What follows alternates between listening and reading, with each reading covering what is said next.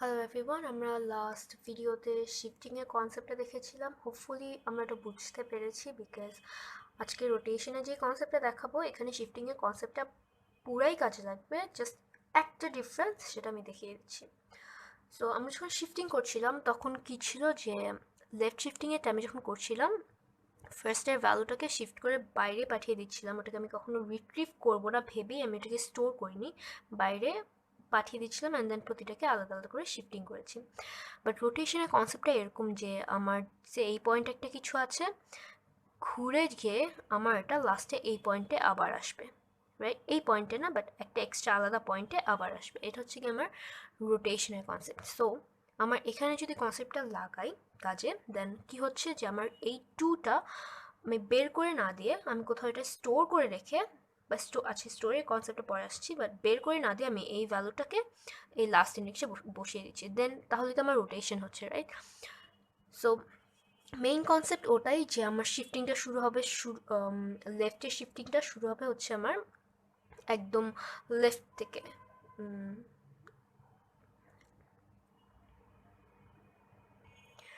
কারণ যদি আমি এই জায়গা থেকে শুরু করি, লাস্ট ইন্ডেক্স থেকে শুরু করি, দেন আমি যদি 9কে 3 এর জায়গায় থ্রিকে রিপ্লেস করে 9 বসিয়ে দিই, দেন আমি 3টাকে কোথাও স্টোর করে রাখছি না, বা আমি রিট্রিভ করতে পারবো না যখন আমি 3কে আবার এই 4 এর জায়গায় বসাবো। সো আমার লেফট রোটেশনটা আমার ওই লেফট শিফটিংয়ের মতোই হবে, একদম শুরু থেকে স্টার্ট হবে। দেন আমি প্রতিটাকে শিফট করলাম, বাট শিফট করার আগে সবার শুরুতে আমার যেটা করতে হবে, যেহেতু আমি এই ভ্যালুটাকে আমি লাস্টে এই জায়গায় ব্যাক করে বসাবো, সো আমার এই ভ্যালুটাকে কোথাও একটা স্টোর করতে হবে। সো আমি এখানে টেম্পে এই অ্যারেটা সাপোজ এ জিরোর ভ্যালুটা স্টোর করলাম। স্টোর করে আমি প্রতিটাকে এই 6টাকে 2 এর জায়গায় রিপ্লেস করে 6 বসিয়ে দিলাম। 6 এর জায়গায়, সো আমার রিপ্লেসমেন্টটা কীভাবে হচ্ছে যে আমি আই এর ভ্যালুর জায়গায় এ অফ আই প্লাস 1 বসাচ্ছি।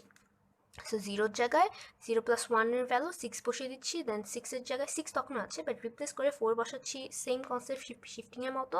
বাট লাস্টে যখন এই জায়গায় আসলো তখন আমার আয়ের ভ্যালু 3-এর জায়গায় আমি এই আয়ের ভ্যালু 3-এর মানে ইন্ডেক্স 3তে আমার 3 ভ্যালুটা আছে, এই জায়গায় আমি 9 বসাচ্ছি, তারপর আই প্লাস প্লাস করলাম, প্রতিটার জায়গায় আই প্লাস প্লাস করছি, right? So I plus plus করার পর যখন আমার আয়ের ভ্যালু 4 হয়ে যাচ্ছে, 4-এর জায়গায় আমি আমার কনসেপ্টটা কি, আমি 9টা এখানে অলরেডি এনে বসিয়ে দিয়েছি, রাইট? সো আমার 9টাকে তো আমি এখানে রাখবো না, তখন আমার জিরোর ভ্যালুতে যেটা ছিল এটাকে ঘুরে এনে এখানে যখন বসাবো, সো আমার এই যে টেমটা তখন আমি লাস্ট ইন্ডেক্স বা এ ডট লেন্থ যেটাই হোক ওই জায়গায় এই টেমটা বসিয়ে দেবো। তাহলে আমার টোটাল যেই অ্যারেটা ক্রিয়েট হবে সেটা হচ্ছে 6 4 3 9 অ্যান্ড 2।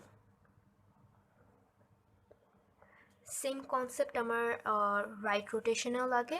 রাইট রোটেশনে জাস্ট এই যে এখানে যেমন আমরা শুরু ইন্ডেক্স থেকে শুরু করেছি, মানে ফার্স্ট ইন্ডেক্স থেকে, জিরো ইন্ডেক্স থেকে, এখানে আমার লাস্ট ইন্ডেক্স থেকে করতে হবে সেম কনসেপ্ট, বিকজ আমি যদি ফার্স্ট ইন্ডেক্স থেকে করি, রাইট রোটেশন করার পর 6টা আমার রিট্রিভ করতে পারবো না, স্টোর করা থাকবে না। সো 6কে আমি আবার 4-এর জায়গায় রিপ্লেস করে বসাতে পারবো না। সো আমার কনসেপ্টটা এটাই, জাস্ট আমার লাস্ট ইন্ডেক্সের ভ্যালুটা, এর অফ লেন্থের ভ্যালুটা আমার এক জায়গায় স্টোর করে রাখতে হবে। এটা আমি একটা sorry tempeh a of a dot length এর ভ্যালু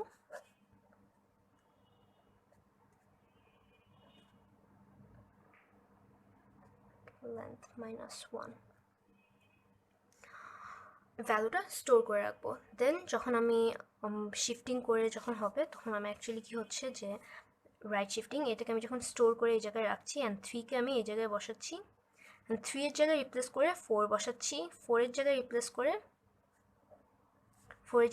করে 6 বসাচ্ছি, দেন 6-এর জায়গায় রিপ্লেস করে 2 বসাচ্ছি।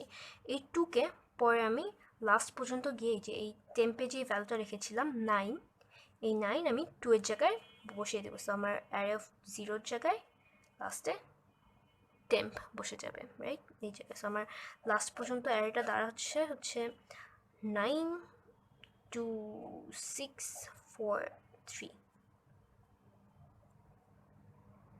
এটা হচ্ছে আমার রাইট রোটেশনের কনসেপ্ট।